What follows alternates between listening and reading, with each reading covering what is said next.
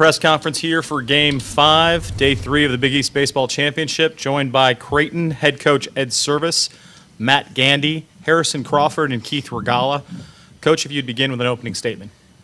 Yeah, really good effort by our guys today. Started on the mound with Keith. He kind of knew what he had to do. He had to get us into that game, save our bullpen to give us an opportunity on Sunday. We weren't looking just to try to win today's game. We were trying to win today's game and have an opportunity to win tomorrow too, and Keith gave us that chance. So we'll see what happens, but the guys rebounded from a tough situation last night, and they deserve a lot of credit. We'll open the floor to questions. Ask you first to direct them to the student athletes. Piv? Keith, obviously you've had a little difficulty getting into games these last couple, 2-3 starts. What was different about today?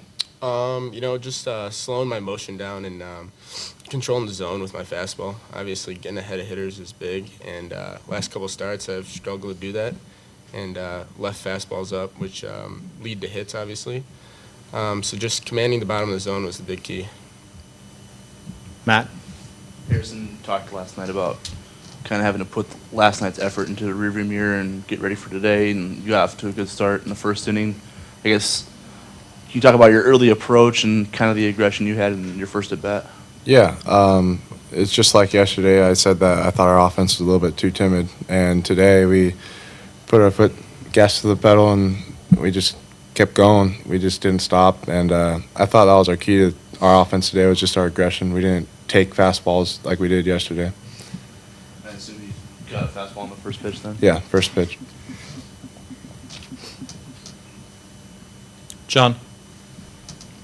Harrison, you go from last night really a tough loss to all of a sudden today you guys really hand an opposing team what you guys kind of took last night.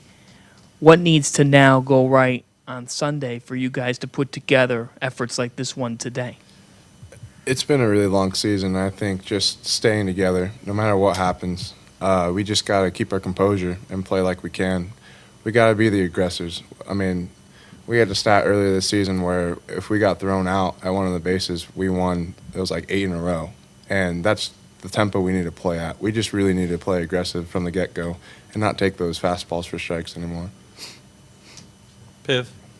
Matt, I assume you pretty much agree with the fact that you guys were a lot more aggressive today than you were yesterday?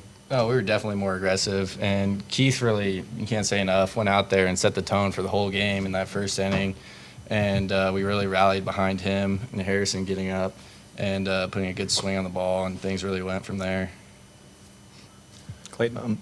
Keith, last time when you faced Seton Hall, it didn't go so well. Did you notice any difference in the approach from the hitters at all? No, it all started with us, obviously. Letting the defense work is a big thing. Obviously, I don't think I had very many strikeouts. It was more of, throw it in there, first pitch, get some ground balls, let the best defense work.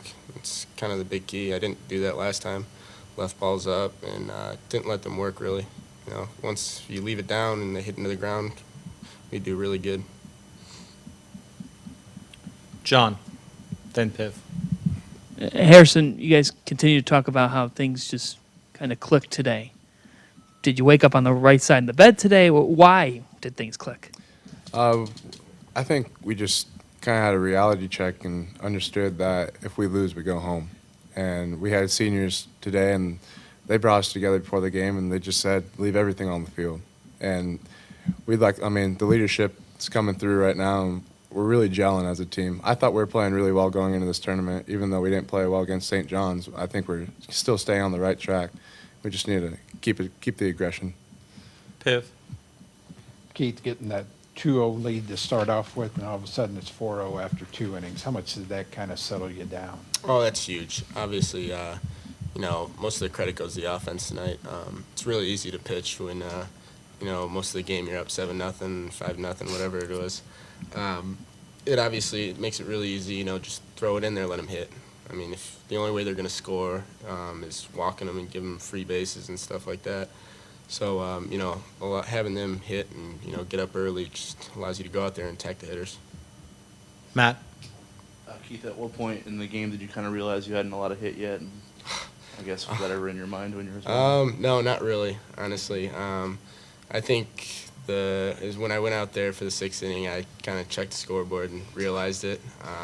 Probably was a mistake, but you know, I wouldn't lie. Would be lying if I didn't think about it. But you know, the goal was win the game. Obviously, I mean that stuff comes second to winning, and obviously we just want to go out there and you know, get to tomorrow. You know. Obviously, not a lot of hit helps you.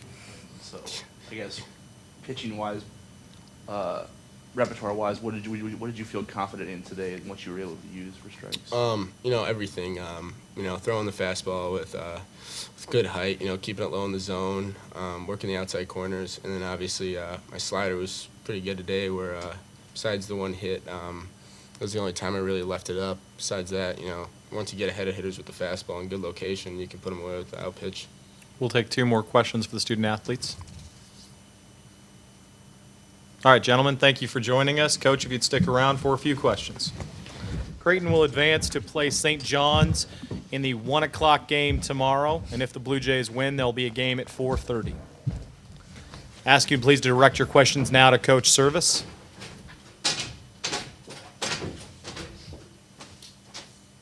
Tiff. Ed, obviously you were hoping for a big performance out of Keith. What's 5 no-hit innings do for you? Yeah, well, I was breathing a lot better than I did last night. That's for sure. You know, we had everything lined up today in case Keith were to have trouble early. We were going to, you know, we had to sell out today to try to get to tomorrow. But certainly his effort gives us a better chance. You know, we've got 8 or 9 guys available tomorrow now, and again, we're going to extend bullpen guys. It'll be a different game tomorrow than it's been any other time this year. We'll have to extend guys, but you can't win this thing till you get there. And at least we're in the championship Sunday. We'll see what happens tomorrow.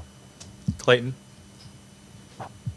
Coach, even though Regala had 101 pitches after the 6th, or after the 7th rather, did you think about either letting him go an extra frame or let Icing maybe go 2 in order to preserve an extra arm going into a potential doubleheader? No. Keith's a young pitcher. We rarely extend our pitchers over 100. I think we've had 3 pitchers throw over 100 pitches this year. He did a great job. The reason we went and used 2 guys is now both Max Eising and Will Bamsberger will be available tomorrow. If I were to extend Max today, he wouldn't have been available tomorrow. I wanted all hands on deck, so that's what we decided to do. And both of those guys kept their pitch counts down, and they'll be available tomorrow. John, then Matt. Coach, you talked last night, and I got to admit, when I was listening to you, I think Coach Service might have a sixth sense of some sort, because you said before the game you just sensed that it might not have been your night. Did you sense before today's game, my team is ready? There was a calming effect on this today that wasn't there yesterday. You know, if we'd had a football game last night, we would have been okay. But you can't play like that in baseball. You have to stay calm. You have to stay within yourself. And we got unglued last night for whatever reason. And that became evident early on. And they never recovered from that. Today it was a whole different deal.